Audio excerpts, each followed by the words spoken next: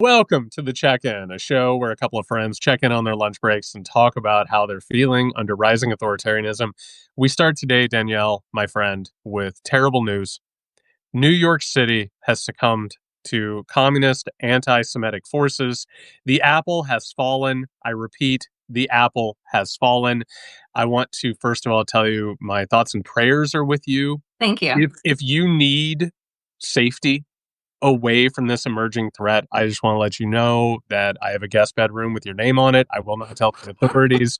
We will figure it out as it comes. I am so sorry. This is your safe space to vent and talk Mm. about your like overwhelming fear of this new world. Oh my God. I, we just said, I genuinely, I cannot even contain how joyful this response was from New York City. Yesterday, after I voted, I posted on social media and I said, New York City, for the love of fucking God. Um, do me a favor. Don't vote for the sexual predator. Don't vote for the grifter and the criminal. Don't vote for the establishment Democrats. As a matter of fact, here's the thing. If all the billionaires are flooding their money behind one candidate, Michael Bloomberg dropped $8.3 million in Cuomo's PAC.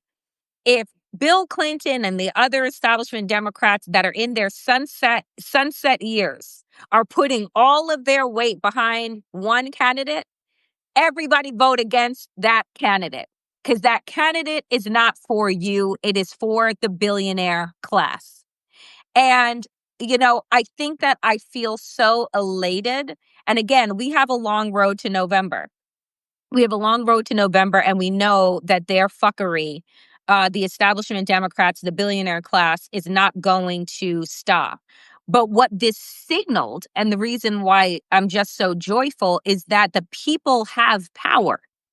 What we need in these moments of darkness, and this is why you and I have been doing these check-ins, is that we need glimmers.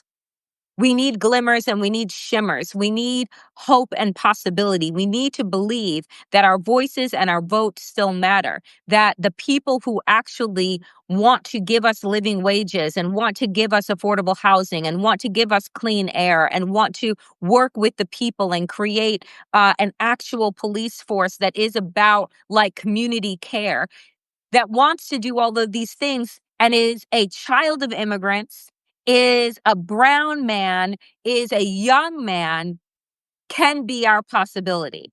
And I think that so many, this is reverberating around the country because it's like, I believe this could possibly be the beginning of the reckoning that the Democratic Party is going to face. I think the Democratic Party is going to splinter, and I am here for it because I'm done with them in so many ways. And I just think that this win for Mamdani is just like a new day, right? It's like we have to say to ourselves, not that the world is coming to an end, but that a world is coming to an end, which leads room and a birth for something new. Yeah, So, and I want to get into the joy of it in a second, but I do want to say a couple of hard things, and I'm glad that we started down this road. And this is one of the reasons why I appreciate you and your friendship and your solidarity, which is we're able to call it like it is here. And I think what happened here, not just with Andrew Cuomo and watching Democrats and also the wealth class rally around him, is instructive. It tells us what they care about, which is they don't actually care about the principles that they've used against people. Those have been cudgels. And while we're on the subject, when it comes to Bill Clinton, one of the reasons that you should not be a cultist partisan is because you need to wrestle with the fact that someone like Bill Clinton, who has been credibly accused by multiple women of harassment and abuse. And on top of that, his presidency helped usher us into this moment. He took over the presidency. He finished the job that Reagan and George H.W. Bush started and helped create the modern neoliberal global structure. And if people don't want to sit with that, and people are like, well, what about Bill Clinton on the Epstein list? Release him. Let the chips fall where Fall they where they may. may. If you are hanging around with someone like Jeffrey Epstein, you deserve to be exposed. And there is a freedom from unchaining yourself to these partisan allegiances. You need to be able to see people for who they are. Yep. Because what happens if you don't, Danielle? You end up saying, yes, I understand that Andrew Cuomo was credibly accused by multiple women of being a sex pest. I also understand that Andrew Cuomo, as governor of New York, killed God knows how many people during COVID and engaged in relentless corruption. But I'm going to go with him because I'm afraid of somebody who wants to have free buses and living wages. That entire paradigm has created a problem and it's ruined the Democratic Party. It has literally brought us to the point where the Democratic Party is more frightened about alienating their millionaire donors, their billionaire donors, than they are proposing things that people want. And you know what happened here? It's not only the fact that Zoran is an incredible politician. Like Mm-hmm. this upstart campaign, it needs to be studied in this modern Mm-hmm. era as opposed to distanced. He has shown how a Democrat can, a new Democrat can win these things and they can spend hundreds of millions of dollars studying this that their wealth class people give them, looking for a new Joe Rogan. Look at the numbers.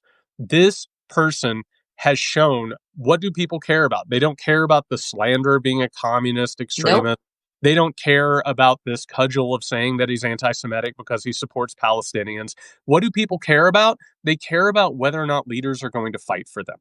The main driver here is that people want a leader or leaders that are going to fight against the wealthy who have made our lives fucking terrible. That's Yes. it. Yep. That's the secret sauce. And if you can't do that, you deserve to retire and live on the rest of your life in infamy. Because the people who have played a role in this, who have stood in the way of people like Mamdani, who have stood in the way of anybody who wants to change something, they helped shepherd us to where we are now.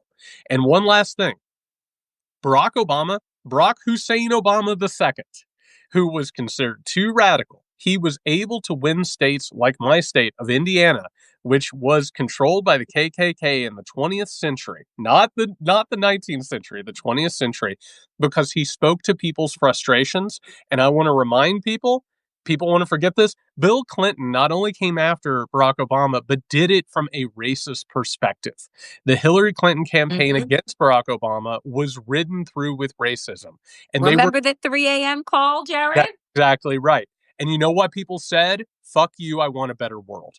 I don't care about all these other games or whatever. And that is where we are. We're to the point where you can't ignore it anymore. It has to change, or else we're going to change outside the Democratic Party. And that's the message that people need to sit with today. And I think, the word that you said there that I want to pick up on is game, Yeah. right? Is that the games that the establishment have been playing are no different than the games that Republicans play. Yep. And what people are hip to and conscious of, and dare I say, woke to, is the fact that these status quo minded, complicit establishment Democrats play games. They Games. play the games with racism, right? With Cuomo darkening Zoran's face and lengthening his beard, and then in the debate saying, "Oh, I can't say your name, can't figure it out," because to express how foreign, how different, how Yep. distant he needs to be from the rest of us, right? That all of these ploys around, oh, he wants to defund the police, and people are like, bet the police budget in New York City is $6 billion. How much is the education budget in New York City? Nowhere fucking near, Yep. right? So I think that what the establishment is going to struggle with in this moment is that the people have been lied to enough, Yep. that the overt white nationalism of Donald Trump and that entire regime and the complicity with which the Democratic Party has been operating with by allowing and giving him so much leeway over the last 10 years is that the people are looking around and they're saying to themselves, you know what? You've been lied to. I've been bamboozled. I've been hoodwinked and led astray by both sets of these people. One using overt racism and a bullhorn, right? And the other literally sleepwalking or burying their heads in the sand or doing the same exact things to create a fear scope, right? So my whole thing is that people need to unpack the narratives that we have all been told and lied to about, oh my God, he's a socialist. Oh, you mean that he wants all people to have? If that's socialism, then fucking sign me up, Let's right? go. Yep. Like, you mean that you want to tax the wealthy so that the least among us can have a way to claw themselves out of poverty that they're in, not because that they are less than, right? But because a system has been created to keep them in that place, and you are recognizing that that system needs to be broken. If that's socialism, sign me up, right? Like, I want an actual Democratic Party that is about the people and for the people, that is run from the grassroots to the grass tops, not the other way around. And so while, again, the Cuomo campaign and these establishment Democrats like Slotkin, and others want to tell us that the problem, right, is leftist thinking. The problem is being too woke. And we're like, no, the problem is the fact that you all are sucking from the same billionaire tit. That's the problem, right? And that neither group wants to upset their sugar daddies. That's the problem. And what we see and what brings us both, I think, so much joy is that their money didn't matter yesterday. The amount of money that was spent to lie, to spread hate, Islamophobia, right? The lie of Sharia law, defunding the police, all that scaremongering, the same shit Donald Trump used on Kamala Harris, they used on Zoran, right? From inside the same party, it didn't work because the people have literally had enough. And that to me is why I was just like, I mean, I didn't go to bed until after midnight, and I'm somebody that likes to go to sleep at 10. I could not go to sleep. I was so like amped up with possibility. Yeah, I want to talk about the joy in a second, but I want to give a little bit of perspective on the absolutely awful campaign that was ran against Mamdani. And I want to say this as explicitly as I can as a leftist, which is this. All of these accusations of anti-Semitism, go fuck yourself. Mm. You can be a critic of Israel and Zionism because they are within themselves different projects than what a religion of Judaism or the ethnic group of Jews. And for the record, the entire anti-Semitism is real. Like, and it is an oppressive, dangerous thing that has led to fascism over and over. How dare you fucking try and manipulate people who have been through these things and try and fearmonger them by using their background of telling them this person is out to get them. I'm sorry, but Brad Lander deserves all the credit in the world for saying enough is enough on this. Yes. And what have we seen? We've seen this cudgel that not only the Democratic Party has used. Don't forget that Joe Biden was president of the United States of America, and you had Democrats like Chuck Schumer who didn't do anything when their constituents were being beaten by police, right-wing paramilitary mobs, and being sent outside of the country without any due process. And here's the good news in all of this, Danielle. It becomes transparent. People don't give a shit at a certain point. They're like, listen, you can make these claims all you want, but when you have rising authoritarianism and when you have precarious material conditions, at some point you say, I don't care what you say anymore.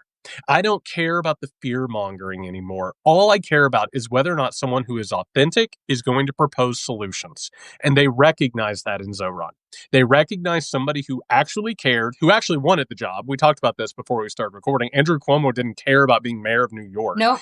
He cared about getting back into politics Power. and burying everything that had happened, and undoubtedly thought he was going to become president of the United States of America because we are dealing with absolutely delusional, malignant narcissist.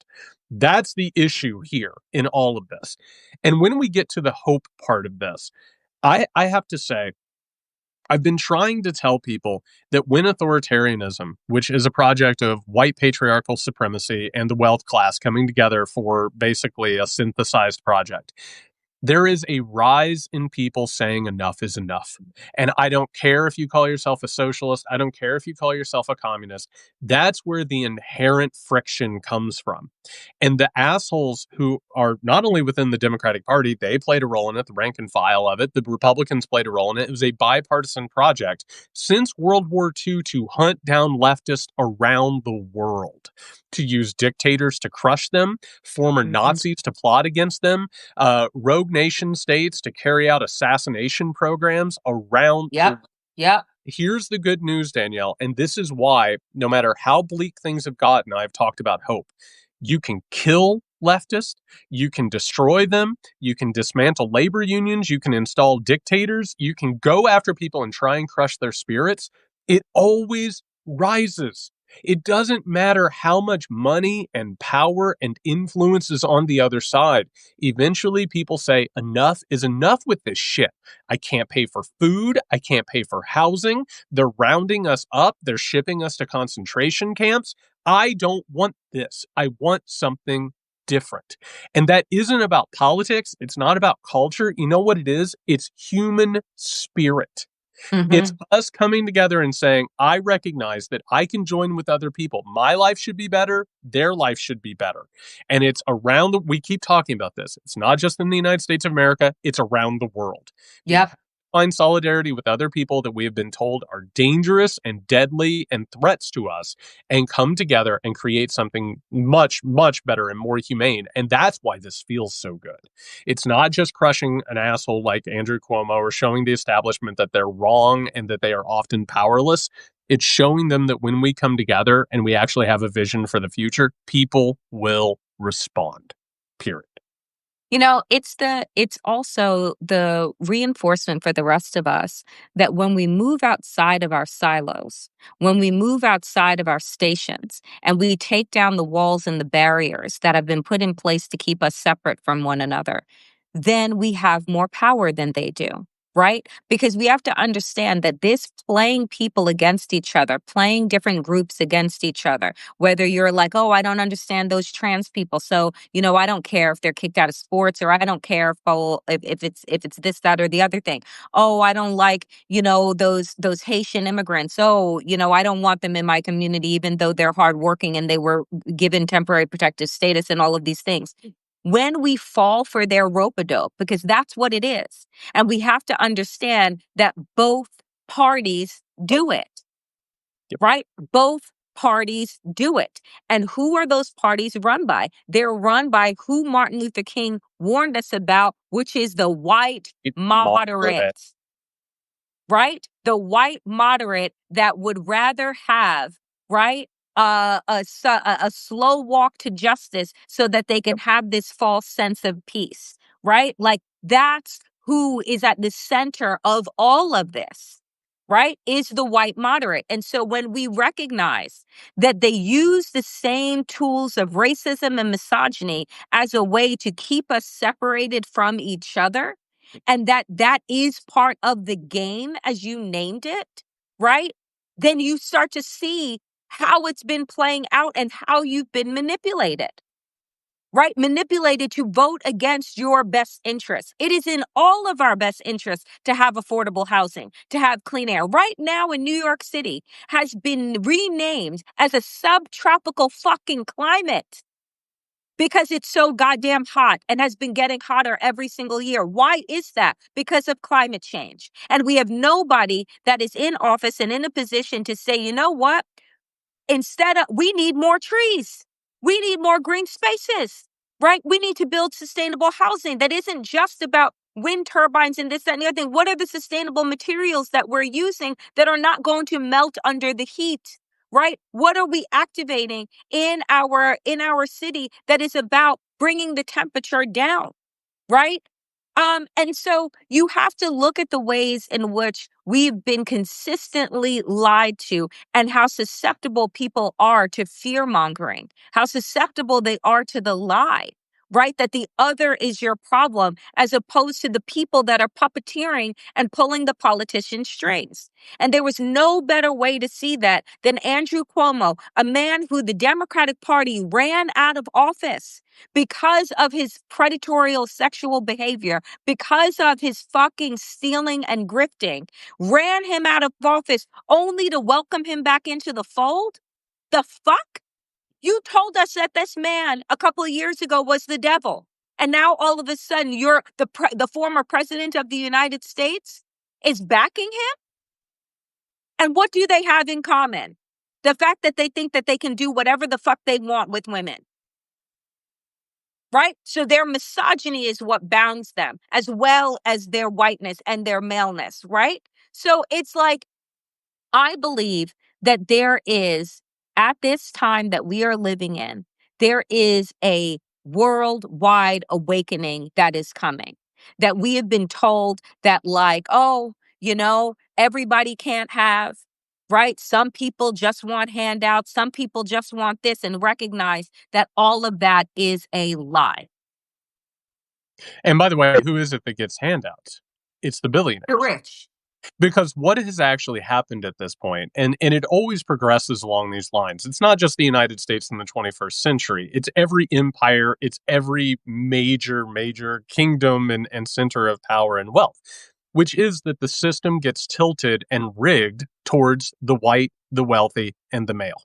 Yep. And eventually, what happens, Danielle, when it works that way? You have people who fail their way through life. You have a bunch of white fail sons who have been the biggest losers imaginable, but they're so rigged into the system, and the system is so rigged to their benefit that you have Donald Trump, one of the most incompetent, foul human beings who has ever come near power, that eventually there's nowhere to go but for them to fail up. And almost all of us have worked in environments where we look at the people in charge and it is obvious that the person in charge is not competent.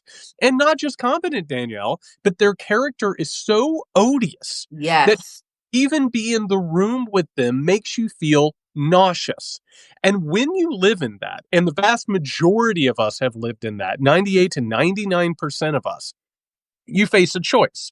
You either say, wow, I think something's wrong here. I think something is off and something hasn't worked well, and meritocracy is not real, right?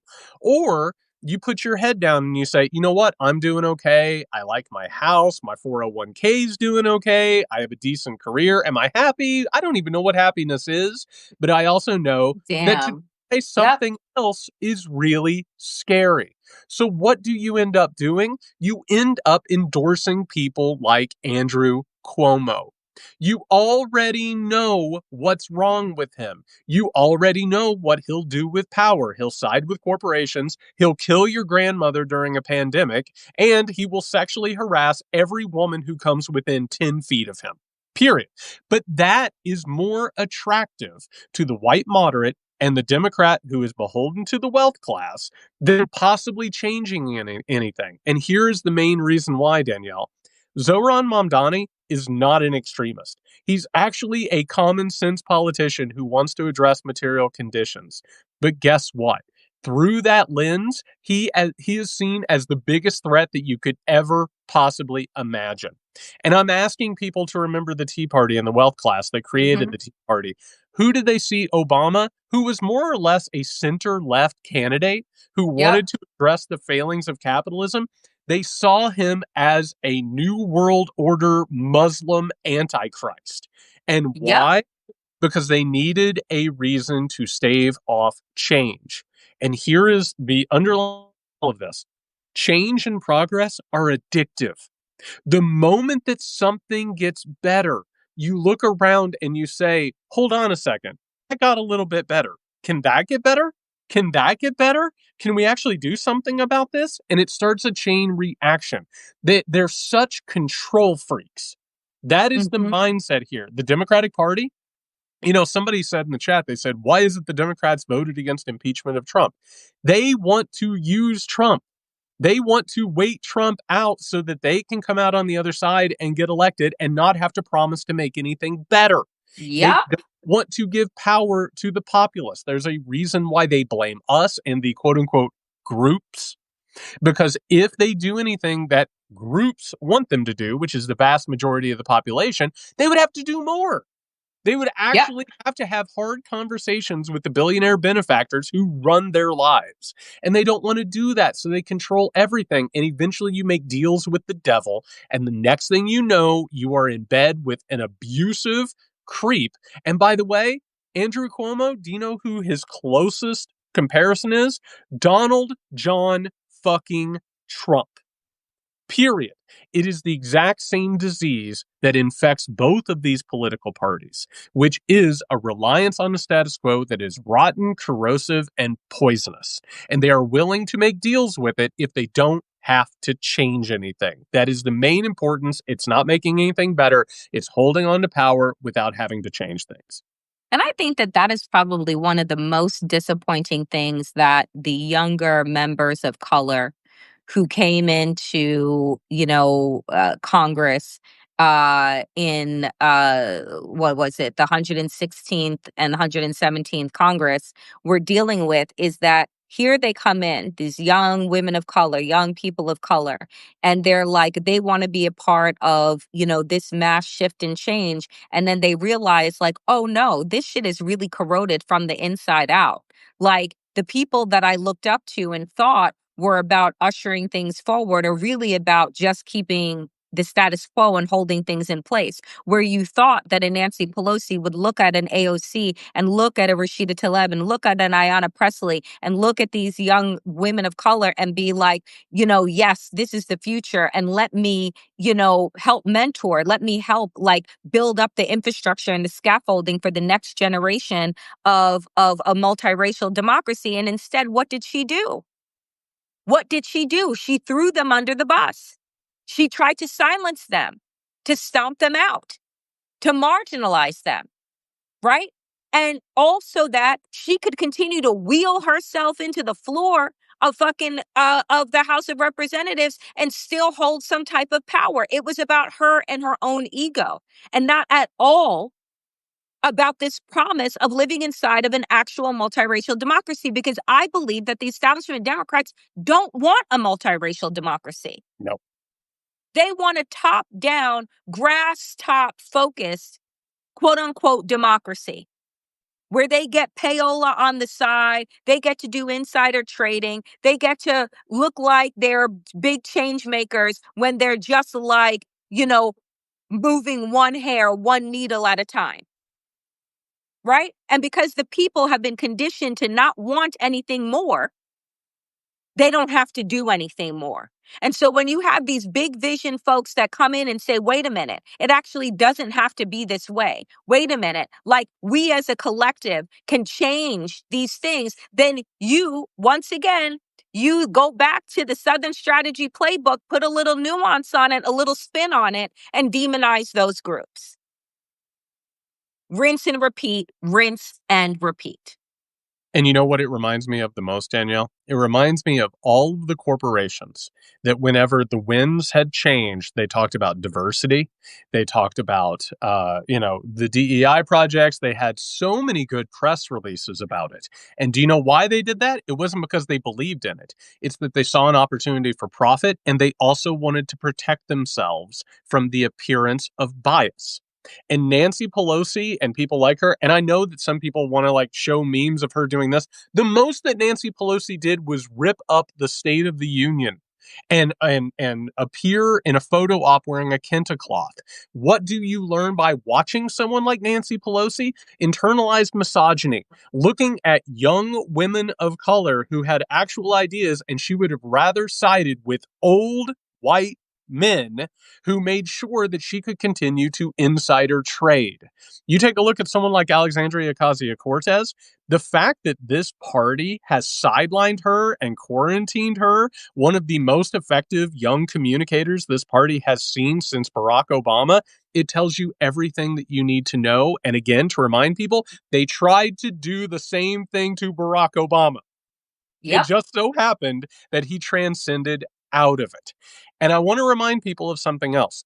This is all pageantry, because they believe that the people want to see an expression of these principles, and they can get away with not carrying them out.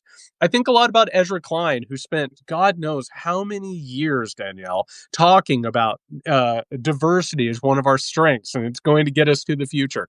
And what happened the moment after the 2024 election was lost? He started talking about being in meetings with young women of color and not knowing why they had a seat at the table. And what did he do? He took God knows how much money from the Walton family, from the Koch brothers, everyone else, and immediately transitioned to creating the quote unquote abundance project, which is deregulatory neoliberalism with a new coat of paint. I was gonna say it's Reaganomics in a different fucking outfit. It's not even Reaganomics. It's Reaganomics on anabolic steroids. It's finishing the job that has been done by not just Reagan and George H.W. Bush, but also Bill Clinton and other rank and file Democrats. It's been an inside job. It's been a bipartisan job. The duopoly has gotten us here. The entire point is to say, oh, aren't we excited about this new group of congressional leaders? We're very excited about what they're doing. Oh, but we're going to go ahead and give this chair over here to a man who is dying, who literally is dying, instead of giving somebody who has an incredible amount of support, an incredible amount of talent. It is this weird, and you brought up MLK and the white moderate problem. And I think people need to get very familiar with that. It is this weird, contradictory place where they want to believe they have principles. They want to believe that they believe in these things. And what happens when the rubber meets the road? They will attack everybody because what matters to them is their self-interest. Nancy Pelosi and others like them are more interested in keeping control of the party and their ability to insider trade than they are to give room at a table. I've seen it in every meeting that I've ever been in. I'm sure you have as well. We've all experienced it. We've all seen it. And it's time that we start politics because it's no different. It's actually that on a much larger scale. Because the fact is that in order to make room, you have to give up space. Mm, Right? there. That is it. Right? In order to, there is enough room, but that means that I can't take up as much space as I would like in order to create room for others. Well, then if all of a sudden I'm not taking up as much space, then all of a sudden I don't have as much power. People are not going to listen to me in the same way because there is a whole bunch of other people with voices in the room. So what do I have to do in order to continue to take up as much space as I want and be listened to and seen as the only one that can do it? Right? I got to close the door and say that there's no more space. And that is what that is. It is the same thing that Nancy Pelosi, Jim Clyburn, and others have been doing, right, inside of the establishment Democratic Party that is run by octogenarians and septuagenarians, right, with right their chosen son of Hakeem Jeffries, who thinks that all he has to do is drop a couple of fucking rap lyrics, right? But it's the same fucking status quo shit. Yep. Right? Oh, just don't worry about it. I got it. All the kids need is like a Biggie line. And then they'll think that we're down and they won't ask us for anything more. And the thing is that we have to understand, and I think it was Paulo Coelho who said, the oppressor does not give up power. They will not concede power. It has to be taken. And so what does Mamdani represent? The fact that the people still have the ability to reorganize, and resurrect a power structure that makes sense and comes from the bottom up. Because if we're going to leave it to these people to, again, make space and say that they're going to give up some of their space and their power in order to welcome more people in, we're going to be waiting a long time. And if we held our breaths, we'd pass out. I completely agree. And I want to say, because we talk a lot about the emotional aspects of these things, take this joy, let it burn, and let it grow. You can't just say, oh, we won this, everything's better. No, it's not. This No. is a blueprint. And by the way, the Mamdani campaign, it was just old school politics. It was a guy getting in the streets and talking to people and asking them how they felt and saying, you know what, I want to help with that thing. Instead of this, I'm sorry, but if I ever get another text or an email from a Democratic politician asking for $5, this time it's serious, go fuck yourself. You've Yep. basically created an ineffective machine that does nothing but bilk people out of their money, and you continually take money from them, most of them not even knowing that their money is continuing to be taken. It's an old swindle, is what it is. And what did we see here? We saw a person of color who realized that they had to work harder within a rigged environment, and they did it. That's the Yep. entire point of this thing, is that we can actually win back power and take it instead of waiting on them to suddenly give it to us, because that is never going to get us anywhere. And I want to compare this with something else we saw this week. We saw an illegal and moral war that was started over the weekend. But you know what else, Danielle? It wasn't even effective. It was Nope. actually it actually A was failure, like every fucking thing else he a touches. complete and utter failure. And so, what can you do in this situation? Look at what this system has given us, which is the most ineffective, incompetent, corrupt pieces of shit imaginable in power who can't even do the things that they want to do. And they don't even know why they want to do half of them. No. They're sort of dragging along, doing whatever they can because they have arrived at the terminal state of late stage capitalism. They don't have any power. They don't have any actual ideology. All they run on is instinctual hatred and fear, Mm. basically. So you have on one side, you have a person who has failed his way up to the presidency, who, by the way, didn't even actually want the presidency, wanted to get a new contract for The Apprentice, and in November of 2016 was as shocked as everybody else that he had won because white supremacy and capitalism raised him up to the highest power in the office. He can't be bothered to read a fucking intelligence memo. He can't be bothered to study anything. He's the most incurious, incompetent person imaginable. And you know what defeats that? What defeats that is openness. What defeats that is hard work. It's actual talent and recognizing that we can come together. So, what we're seeing right now are two very distinct worlds. One world is Yep. based on a rigged system that is destroying itself and will destroy the rest of us if we allow it to. The other is coming together and rewarding actual talent, and not just talent, Yes. actual humanness, actually caring about people and caring about what happens to strangers. And what we keep seeing over and over again is that incompetence is defeated by competence when it's matched with solidarity and humanness. And that is the entire point, is we are fighting a bunch of incurious, incompetent people who are afraid to give up power, afraid to give up wealth and privilege. And we have the secret weapon, which is we care and we'll take care of each other. And we actually have the talent. If this was a meritocracy, this country would not look the way it does. It is a rigged system that has brought us to a terminal point in which everything starts breaking. That's it. You know what I loved too? I just was on Instagram and I was scrolling through the pictures of people celebrating, right? The win last night at Mamdani's exception speech, right? And I'm looking at this slideshow, New York Magazine, The Cut, they had posted it, and it looked like New York City. It Mhm. looked like America. It was white and black and Southeast Asian and Latino, and it was queer and it was women.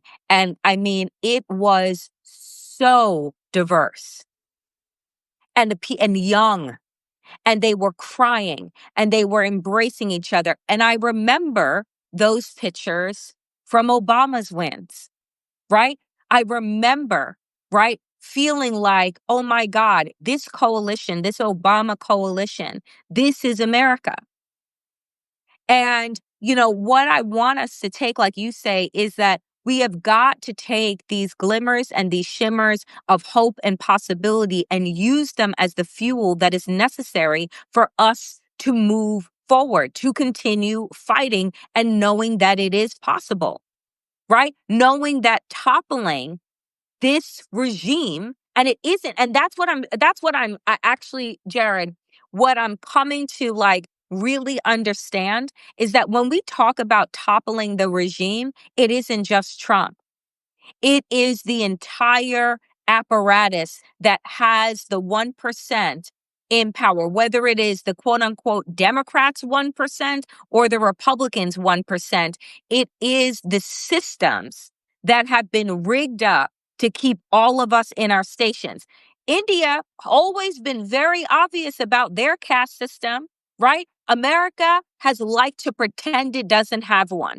And we see it more and more apparent every single day. And that's why I say COVID, this horrible pandemic that we like to pretend didn't happen, was our biggest wake up call into understanding just how fucking rigged the systems were against the people, and who was on the front lines, and who was quote unquote essential, and who was forgotten, and who died, right?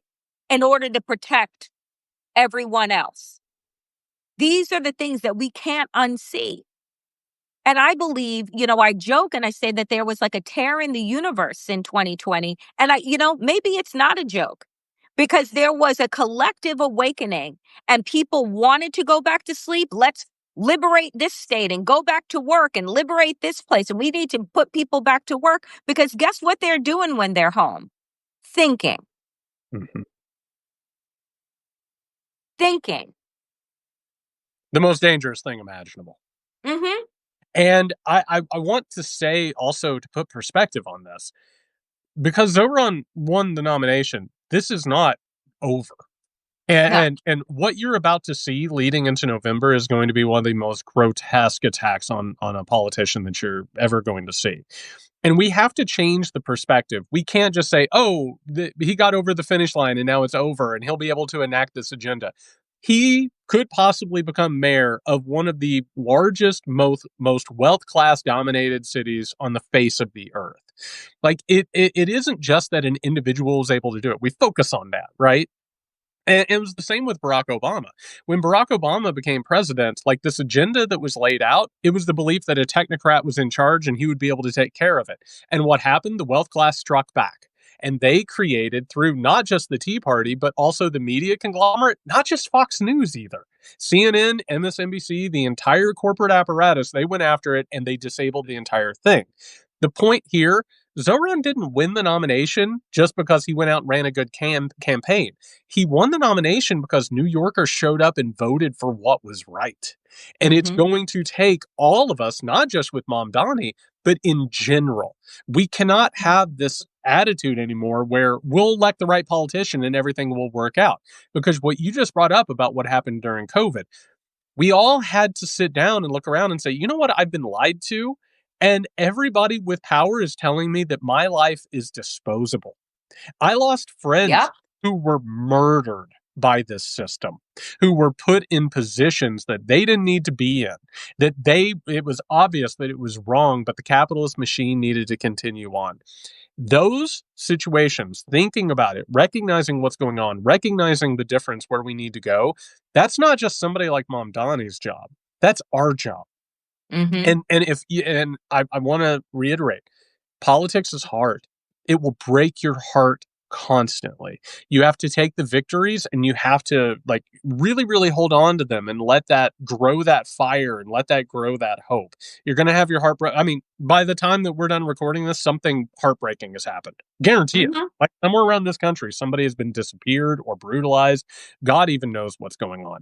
You have to take these moments, these glimmers, and you have to grow them and believe in something larger, and not just acquiesce and believe that somebody in power is going to take care of it for you. Yeah. This was a rejection of the status quo by the people. Zoran Mamdani is a figurehead in that. He happens to be a talented figurehead. But if you're actually going to change anything and have actual progress, we all have our roles to play. And that doesn't mean posting, it doesn't mean watching videos. And by the way, thanks for tuning in, everybody. It means actually engaging in small d democratic action. It means I'm not going to take this shit anymore. I'm not going to take these attacks. I'm not going to take this slander. I'm not going to take this warped worldview that is thrust upon me by wealthy people who rely on the wealth class for their power and privilege. Mm-hmm. Shit has to change. I have a role in that. You have a role in that. All of us have a role in that. It's not just sitting back and watching it happen. No, it isn't. And and people, they want to believe that like everything else around their lives is more important. Oh, I'm not really into politics. Oh, I'm not really into that, this, that, and the other thing. I got more important things to do. I think that what I want to take from this moment is that people are beginning to recognize that politics cares about you, whether you care about politics. Politics is going to disrupt your life, whether or not you care to show up. And that here is our opportunity to be continuously and consistently invested in the world that we want to live in, right? That we just, we need to abandon our Santa Claus mentality that some big white guy is going to come in and bring us all the presents and make us happy. And that is what like life is. It just isn't. Do you know what I'm saying? But we're so locked into the fantasy of the thing, right? Of the white guy, the white knight coming in and saving us all, right? As opposed to giving us the power and the skills to say, we can save ourselves, right? By disavowing a system that doesn't just harm me, but harms the collective. We can't wait for these things to knock on our door. The fact that they're knocking in general should allow us to know one day it will come to you. And this is our one day. It has arrived. All of the things that we told ourselves, if I just make enough money, if I just have the right job, right? I'll be safe. I'll be good. No, the fuck you won't. Nope. So And I think that to me is like what I want people to take from this is that, this is not about it's not about idolizing Zoran and saying like, oh my God, he alone now will fix this. No, it's about also the fact that if he becomes mayor, we need, and somebody had posted this on social media, and I couldn't agree with them more.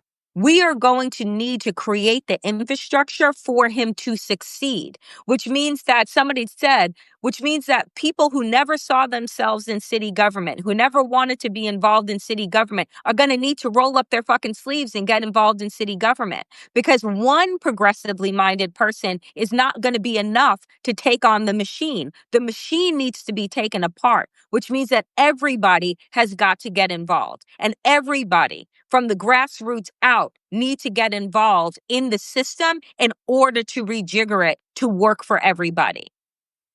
yep, and you start dismantling the machine, not in the streets, not at the ballot box. You dismantle it with yourself. That's where it starts. And all of these notions, it brings it back to a conversation I want to say we had maybe 2-3 weeks ago.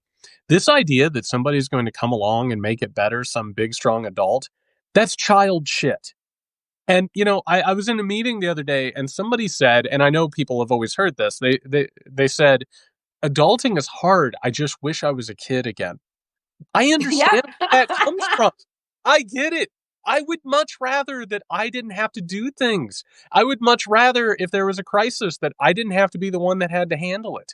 I would much rather not be the one who has to actually deal with real world shit. This childish notion, and by the way, I'm not even talking bad about children. That's the lives that children should lead. You know, Yes. children should have innocence. Children should have protection. They should have a world in which people take care of them and teach them how to grow and eventually become an adult. But now we're in a situation. I'm not going to talk about my age. I'm not going to talk about your age. We're stone cold fucking adults. Like we I haven't made mean, age. yeah. And there's more to being an adult than showing up at work. There's more to being an adult than paying taxes. There's more than to being an adult than just like going about your life doing these things that are prescribed to us. Being an adult means looking at a situation and saying, this doesn't work, and looking around and saying, oh shit, I need to do something about it. Right. And it's as simple as being like, man, these clothes on my dresser, they're not getting put up. Well, I need to put them up. Nobody's going to come Right. in my room and put these clothes up. I need to do that. Looking around and saying this democracy is broken, it's been taken over. Well, shit, I got to do it. And that's a Right. scary thing. It's overwhelming, but we have to do it. And that starts with giving up on it's the equivalent of a parent telling you, hey, I'm going to take you to the baseball game. The baseball game comes and it goes. I'm going to take you next week to the baseball game. The baseball game comes and goes. For years and years and years, they never take you to the baseball game. Eventually, you have to say, oh, I don't think they're going to take me to the baseball game. Mhm. right? And that is what has happened in our modern politics. We keep getting sold horse shit. We keep getting told that things are going to get better. And what you said about the idea, if I make enough money, how's that working for everybody? Have you been to the grocery store lately? Also, has anybody tried to buy a house lately?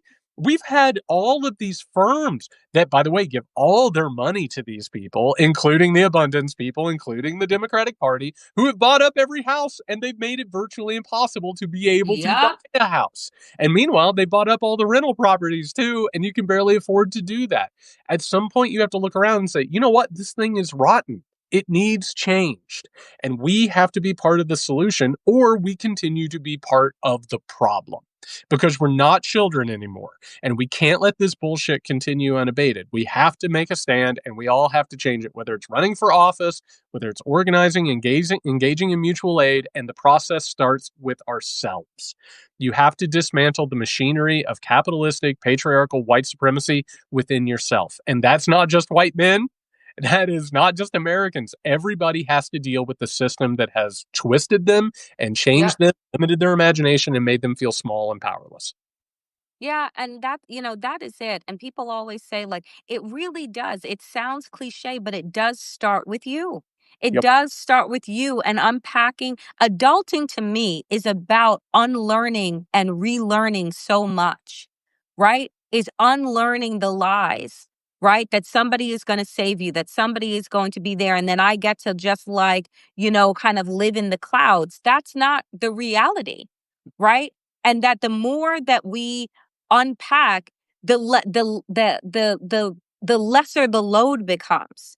And the more people that take on the role of unpacking, the more aid that we have in getting this shit done. You don't have to do it all at once.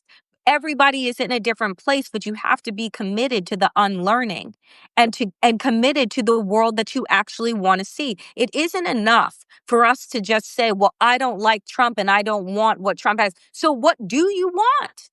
Yep. Right? Because it is, as Nelson Mandela says, it's impossible until it's done.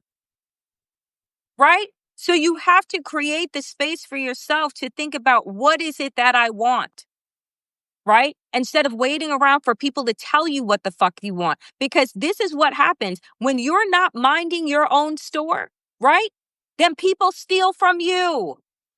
And that is what has been happening through the Democratic establishment, through the Republican Party. They said, oh, Americans are so busy.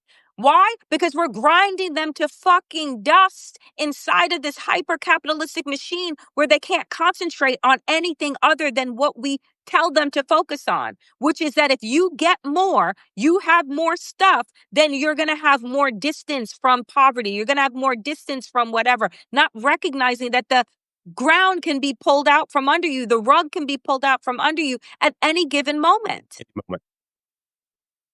right? So at some point, you have got to take personal responsibility. And I think, right, that what Zoran did here and what he will continue to do is actually, I'm not going to rely on the fucking consultants and the focus groups to tell me what the fuck people think. I'm actually going to go on the subway and ask them. Right? I'm actually gonna go borough to borough and fucking bodega to bodega and stop to stop and school to school and nursing home to nursing home so that I can hear directly from the people and not the people that you've curated for me to hear from, but the actual people that are doing the damn thing called living. Right? And say, what can I do? What would make your life easier? I'm not saying I have a magic wand, but what could I do that would make your life easier? Right? Instead of listening to the consulting class that curates their idea of this perfect middle of the road American for you to then placate. By the way, the middle of the road American is always somewhat racist. Yeah, just a tinge. it's weird He's how racially tinged, Jared. a little bit. And for people who are asking exactly what does that work look like, and we're vulnerable here. We talk about these things. It's a safe space, so to speak. When Mamdani started this campaign, like even personally as a political observer and strategist and a leftist, I looked at this and I was like, I'm so glad that someone's in this race. I think Andrew Cuomo is going to win this thing. I hate to say it. All of the power is behind him. The Democratic establishment is behind him. Man, it would be wild if Zoran could win this thing, but I don't see it happening. I don't live in New York City. I didn't vote in it. But, as an observer and watching this as a leftist, I have had hope beat out of me for years. Mm. Right? Like, I started cutting my political teeth back in 2003 supporting Howard Dean. And why did Howard Dean lose? The only candidate who was anti-Iraq war in the entire thing, because nobody thought that he could win the general election. He's too wild, he's too extreme. And as a result, you went with John Kerry and you watched George W. Bush, one of the worst presidents in history, win a second term. Because the Democratic Party and the people around them, what did they say, Danielle? Well, we got to be careful. We have to be cautious. We have to be Yep. conservative here. That entire mindset, it's in there in our heads. It tells us we can't have a better world. It tells us it's utopian to want a better world. It's a fantasy. We have to move away from a utopian vision that things will just suddenly get better and they'll be perfect to Yep. move towards a utilitarian position, which is things can be better. We actually Mm-hmm. can do the hard work. And he would not have won that election if everybody who was going to rank him said, I really enjoy him and I wish he would win, but I don't think he will. Right? Because then all of a sudden you start making quote unquote pragmatic decisions. And those pragmatic decisions are what strategists and consultants and mainstream rank and file Democrats rely on. They rely on us hobbling ourselves because we don't believe that something better is possible. So Yeah. what do? We settle for the lesser of two evils. And that is the biggest strategy that the wealth class uses against us. We have to, and I talked about this years ago, we have to risk looking foolish. That's the entire point. You have to hope for something better and fight for something better, or you are going to continue to accept scraps because you limit yourself. And I think that is one of the main lessons that people need to take from this. That's the hard work that we have to do. And I'll break it down to like the most simplistic place. If you have a friend, right, and they're out in the dating world, they're out dating, right, and they're not finding the right person, and there are some people that will tell them, well, your standards are too high, right? You just need to settle for, some average person or some below average person. Your standards are too high. So then you start to reinforce the fact maybe my standards are too high. And I begin to lower myself and shrink myself and shrink myself until, right, I can fit into somebody else's idea of like who I should be and what kind of person I should date. And you end up fucking miserable, right? Instead of believing that, you know what, I am actually deserving of somebody that's going to rise to meet me, as opposed to me lessering myself to meet them, right? Like that to me is like where we are in our politics. Let us actually aspire, right, to believe that there are people, there is a party, there are folks who want to rise to the occasion. I don't want to shrink to meet them where the fuck they are. I don't want to be okay, right, with the lesser just so that I'm not alone. And that's what people do in relationships, right? Like they settle, oh, I don't want to be alone. So I'm like, I could do bad all by myself. I don't need your help. Right? Like, but that takes courage, right? So that's the kind of courage that we need is to say, you know what? We don't just have to stick with this idea of the Democratic Party because it's the best that we can do in this two system thing. It's like, no, it's not. We can do better and we deserve better. And just to wrap it up, the secret of that, Danielle, is that it doesn't matter what anybody tells you. It doesn't matter how much rhetoric is thrown at you, how many campaign slogans are thrown at you, how many promises are made. You're not going to do that until you believe it. Mm-hmm. And each of us has to do the hard work of looking at the world and saying, you know what, I do deserve better. I do deserve better than these scraps. I do deserve better than the world that has been dealt me. We actually can have it if each of us does the work. And what you just brought up, that idea that we're not worth it in political circumstances, that's capitalism. Capitalism tells us that we are worthless and whatever we get is just a bonus, and hopefully we will not be discovered as being Yep. lesser. If we do our jobs, we show up and do what we're supposed to do. We have to recognize that we all deserve better. That's it. That's the bottom line. That's the entire ballgame of it. Friend, Facts on facts on so facts. I'm so happy we were able to come on here and have this conversation. Me too. Always. All Always. always. And thank you everybody for tuning in. I hope you can take that joy, you can build it, you can grow it. My friend Danielle Moody over at the Damn Digest, you are the best. I can't wait until next week. I'm already ready to get there. Me too, my friend. Everyone, hold on to this joy. Plant these seeds so that they will blossom. We're on to something here. All right. Be safe. Have conversations. See you later, friend. How do you turn this off? Let's go. I'm old. And live.